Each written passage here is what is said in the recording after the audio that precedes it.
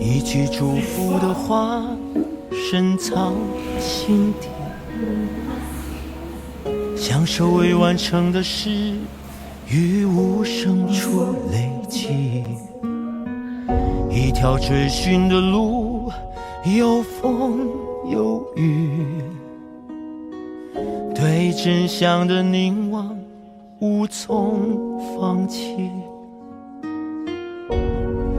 Saya tidak terlalu senang ya mengingat masa yang lalu. Karena masa yang lalu saya dipenuhi oleh rasa minder. Dan rasa minder itu lucu, saya mungkin sampai umur 50-60 masih merasa minder. Nah, saya tidak tahu pembentukan minder dari mana ya. Tapi rasa minder itu baru mungkin 20 tahun ini baru agak berkurang. Itu kalau tanya saya punya childhood ya, saya tidak banyak dipenuhi sukacita. Apa yang dimiliki orang lain saya tidak miliki. Contoh yang paling gampang ya, saya lihat itu kalau dulu waktu kita sekolah SMP itu diharuskan pakai sepatu bola kan ya. Saya lihat orang punya sepatu bolanya semua putih, bersih itu. Karena ada obatnya itu, membersihkan bisa putih itu. Dan saya tidak mampu beli obatnya. Meskipun saya cuci, sepatu itu kalau dicuci ya lebih lama lebih kuning ya, bukan lebih putih. Kalau pakai obat bisa lebih putih. Lalu saya pikir caranya gimana. Jadi dulu kalau guru ngajar kan pakai kapur, jadi saya ambil kapurnya, saya kapurin sepatunya. Itulah membuat suatu perasaan yang dalam ya, minder. Ya, minder. Hasan, sini, pulang. Kamu ngapain orang miskin?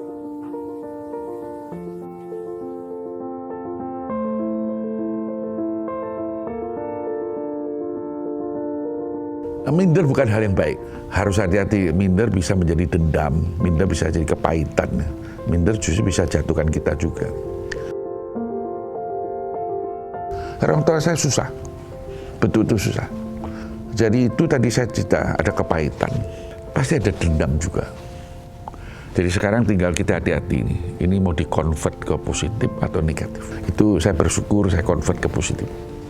Tapi kalau anak hanya tenggelam pada wah ibu saya berjuang, ibu saya susah dan bla bla bla bla, lalu anak itu tidak bekerja sesuatu, saya kira maknanya akhirnya dari perjuangan ibu itu tidak banyak nilainya. Perjuangan ibu pasti tidak mudah.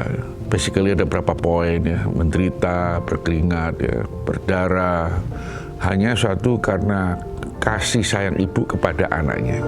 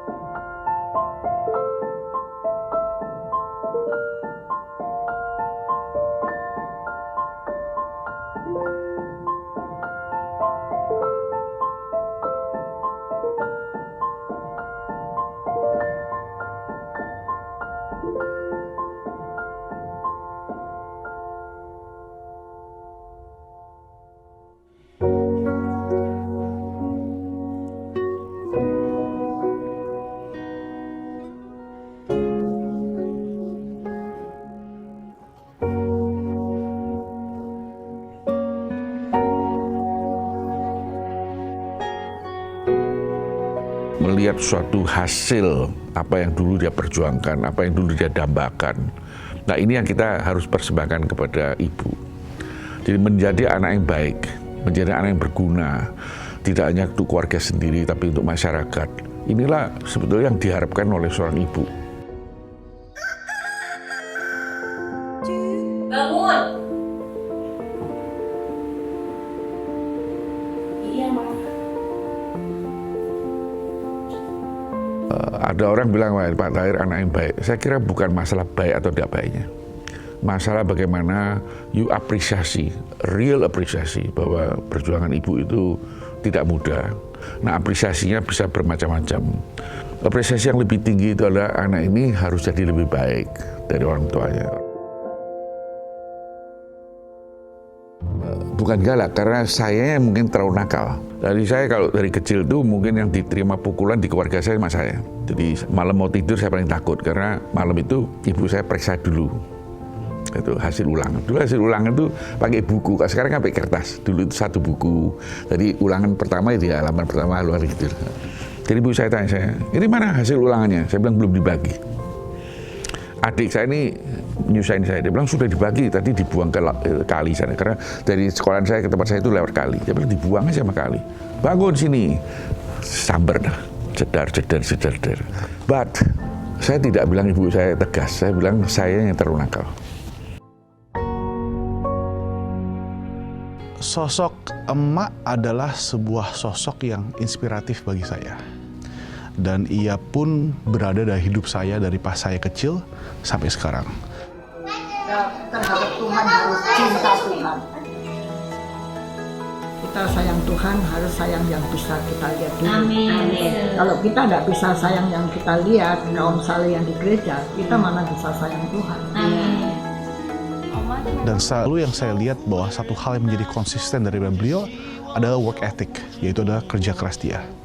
Bahwa dia tidak mengambil hari-hari off, tapi dia setiap hari terus dari pagi sampai malam terus bekerja. Sampai di umur dia yang sangat senior ini, dia terus bekerja.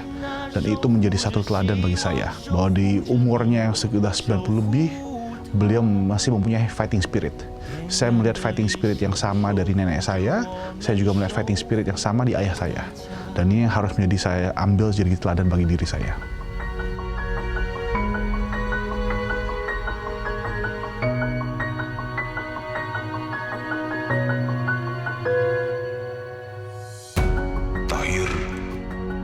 Indonesia telah begitu baik mengembangkan kehidupan kita. Jangan sebut diri kamu orang Tionghoa.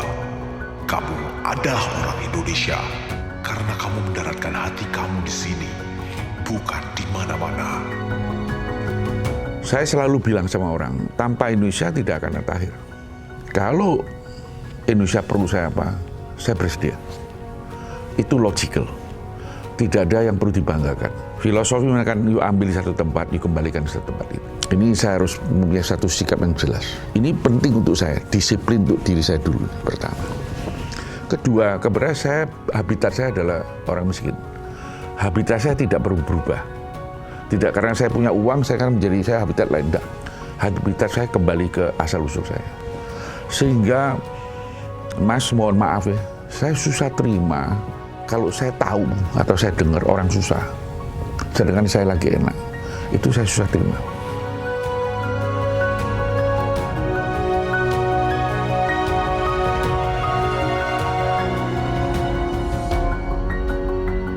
Terakhir saya dikasih tugas ke Palestina. Saya datang loh Palestina, bukan cuma ngomong. Satu hari saya datang ke tempat pengungsi. Diberitahu bahwa tempat itu baru dibom seminggu yang lalu.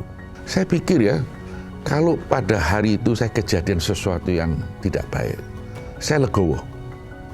Kenapa? Karena saya dalam ibadah kok.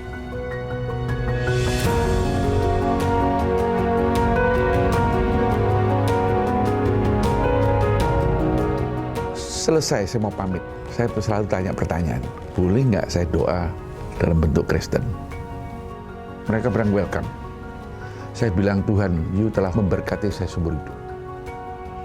Tapi pagi hari ini, tolong berkat saya ya, You berkatin mereka.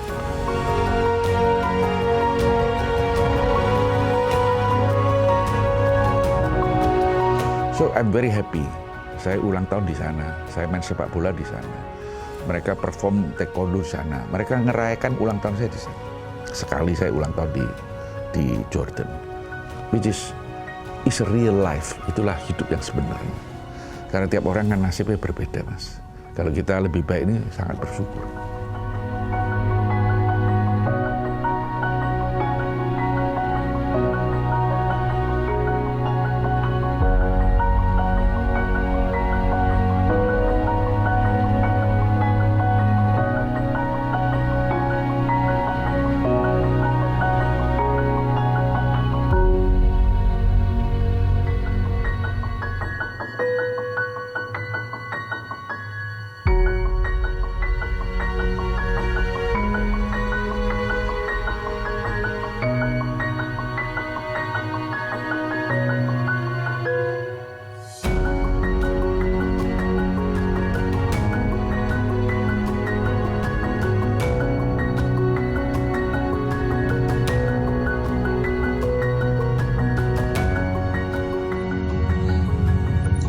Maco ini puji Tuhan, belas kasihan dari Tuhan mulai muda sampai sekarang tidak ada kekurangan.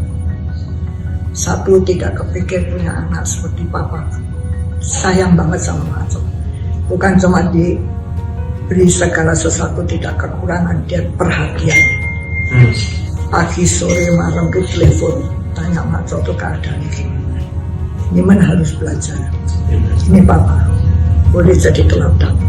Dia sayang banget sama Maco. Maco kalau nggak ada papa mau ikut sama.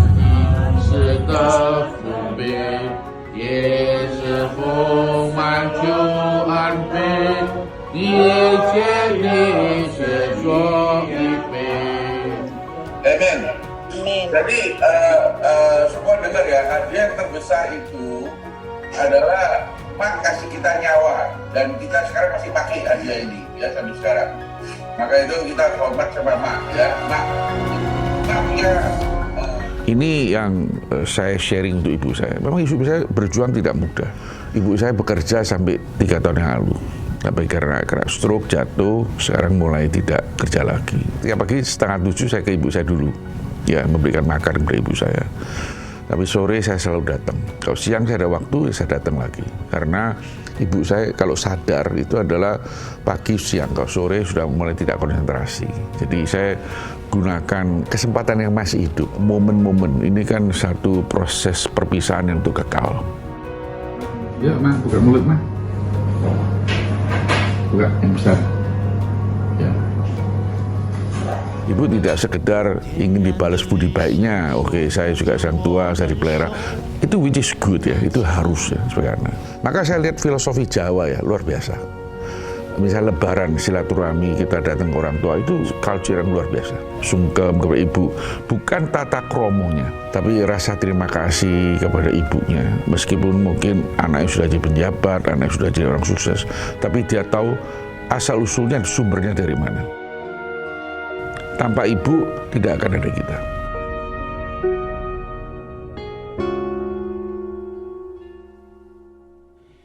一句祝福的话，深藏心底。享受未完成的事，于无声处累积。一条追寻的路，有风有雨。 Anak itu bisa melayani orang tuanya. Jangan jadi anak kurang ajar. Nanti Tuhan tidak berganti. Orang tua hidup yang baik-baik sama orang tuanya. Ya, Mak ya? Betul ya, Mak ya? Betul. 每一盏灯下着闪烁的光亮，是希望之光。守护的人啊，守护着希望，守护着你我，守护它。点燃的理想，守护着我们，守护大家。